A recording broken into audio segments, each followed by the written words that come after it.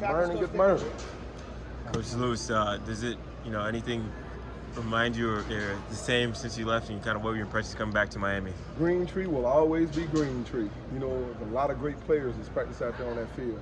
And just kind of stressing to the guys, the culture of this program was set a long time ago. The fun thing about that, all they got to do is hold the line. Just continue to work, continue to get better, come out and give their best effort every day, and we'll be just fine. Are you jealous that they have an air-conditioned IPF to work in half the time? We didn't know nothing about this back then, so we wouldn't know. But right now, I'm like, hey, it's pretty cool to do inside runs and stuff like that inside of the indoor facility. That's pretty cool. So yeah, you get half the practice inside, and the other half you go outside and get in the sun. It's almost like cheating. You know what I'm saying? When I see you and JT, you guys are running around almost as much as your guys. Is that part of the atmosphere to get them? We high energy. JT's a high energy coach, and so am I. So we're trying to get the absolute best out of these guys. So it's all in love. So we're chasing them down the field, trying to coach them on the way back to the huddle. Just little details to remind them of, things to look at, things to look for, and just trying to help them be on the mindset of thinking about what I just saw, what I need to do, and then move on to the next play. Do you notice the guys that are next, there's a guy doing it, the next guys they're all paying attention? I noticed that they're around you guys. Yes. Especially. Yes, because if I'm coaching one, I'm coaching all. So if I'm coaching one defensive tackle, I'm talking to everybody. So it just helps them listen to what the instruction is, and now they can go apply to what they do, because they're going to probably see the same play or some type of play that's going to look very similar to what I'm coaching. Now that you've had a couple weeks to see the guys on the field, just your impressions of the D-tackle group and the guys that you have? I think they're a great group. They are dedicated. They're working extremely hard, and they're giving us all that effort. So I'm extremely proud of their progress. I'm proud of how fast they come along, how fast they've adjusted to my coaching style and the details and stuff that I want. I want to see executed out on the field, and they're doing their best to get it done. So I'm really proud of what I do. I want to ask you about one of the young guys, Dante Simpson. Can you talk about him a little bit? What does he do well, and then what's he still working on? He's still a puppy, so it's what he does well. He gives great effort. He's really strong. He's really strong at the point of attack. Just trying to clean up those small details with his footwork and stuff like that. But he's done a really good job. I'm really proud of him. He's working really hard. Two other guys, David Blay, who just transferred in, and Ahmad Moten, who sort of came along towards the end of last season. What have you seen from both of them? They're both doing great. Blay comes in. He's a bigger guy. He's squattier. He's stronger. So he has his style of play. Moten is extremely explosive off the ball. So just trying to coach them to their strengths and make sure that they're getting all their work in and stuff like that. So they're doing good, man. All those guys are doing really well. I'm really proud of them. Damione, you mentioned you and Jason are high energy guys. Do you feel like you have high energy players? Yeah, I feel like your players should match your coach. If your coach is high energy, then the energy in the room should be high. It's going to be high in the meeting room, because we both coach with a lot of intensity, watch the film, and then we get out on the field and going through individual drills and stuff like that. It's high intensity, so you want to see their attitudes kind of mold and start to shape to be like yours, so they can be high energy guys out on the field when it comes time to play a football game. Because as y'all know, in this game right here, every series is a new series, and you got to reset your mind, you got to reset your way of thinking, you got to go out there and get after it. So that's where we coach, that's where we want to see them play.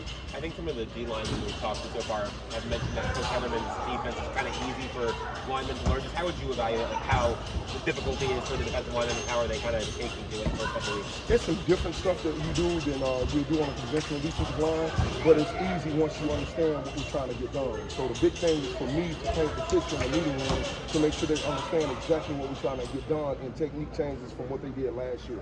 So I think they're adjusting to that well. It's taking some time, because you got to retrain your mind, got to retrain your body, because you see things and you just automatically react a certain way to it. So just trying to get past that and get over that hump.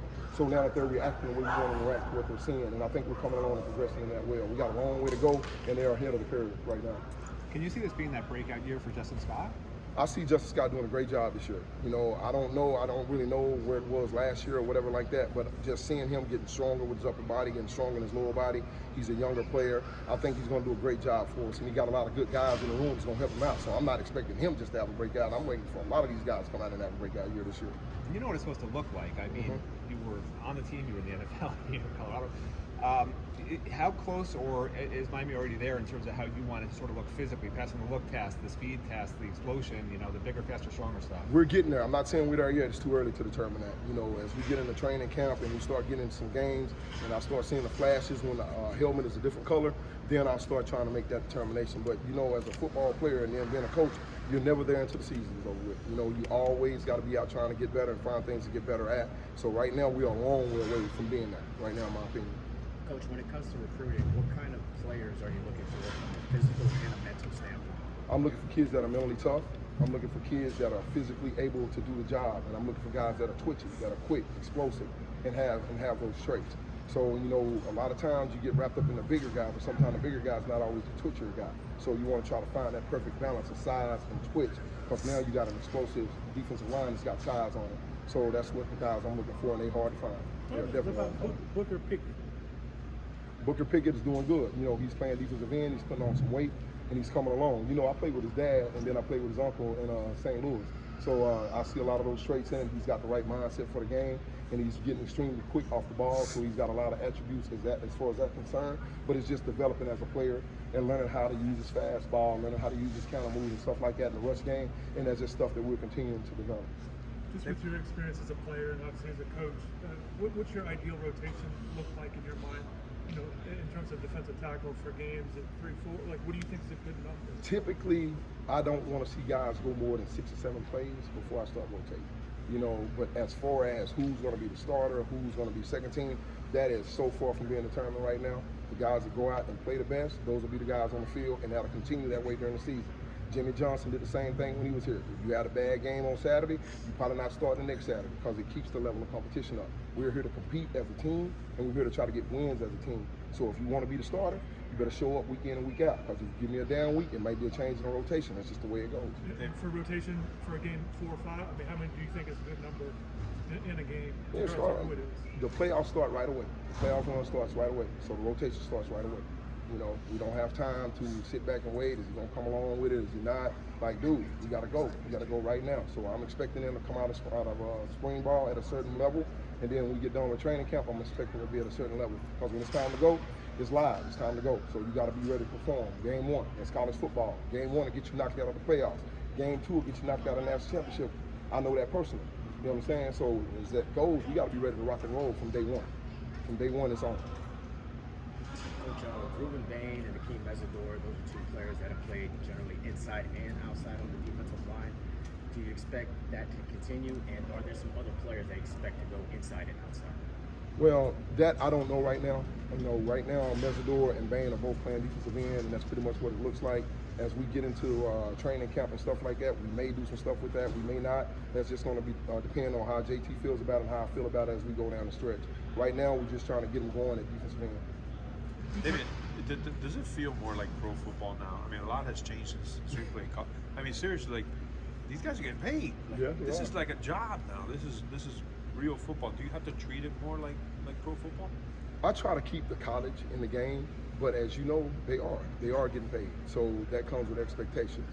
And I think the clock is sped up on a lot of guys. So you got to come in and lock in as a player, because when people pay you, they expect things from you. And that's just the way the world goes. So just that whole process and stuff like that, I try to make sure, because I understand these are kids and they need to be developed. So I put the pressure on me to make sure I'm developing them and getting them where they need to be, so we're not looking at them saying, okay, why we paying this guy this much? You know what I'm saying? So it's just one of those things, and I want to make sure, I like it. I like they getting paid. So I want to make sure that they're earning their keep. I was gonna say, like a lot of guys won't get into coaching because of the current state. But you've lived the whole pro life, you've lived the whole thing, so you think you have a better understanding of what they need guys in the coaching. You need guys that understand that level of stress, that level of pressure that's put on you when you have a paycheck in this game. So those guys need to come back to coaching, because they understand, and they understand what it is to be a college player, because they had to go through the same road. Now when we were in college, we were making $127 a month. Now I'm gonna tell you, we were beyond broke. We were broke. You know what I'm saying? So just knowing that and understanding what happens when you start to get paid to do what you love, you got to understand what comes with that. But they're still young, and you want to make sure that you're developing the mental aspect of it, making sure they're doing what they're supposed to do in the classroom and all this kind of stuff, to make sure that they're going to be the best deals they can be when they get out on the field. So they don't necessarily want to put the pressure on them about what they're making. The pressure is, are you doing what you're supposed to do or not doing what you're supposed to do? Amy, you mentioned earlier the loss you had at the beginning of the season.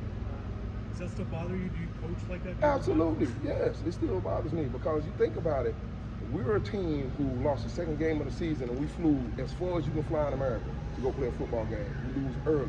We come back, we beat Florida State, we beat Virginia Tech, and I think we beat another ranked team in that run, and we don't get a shot to play for it. In what world is that okay? And the team that beat us lost, and we beat the team that played it. Like, where they do that at?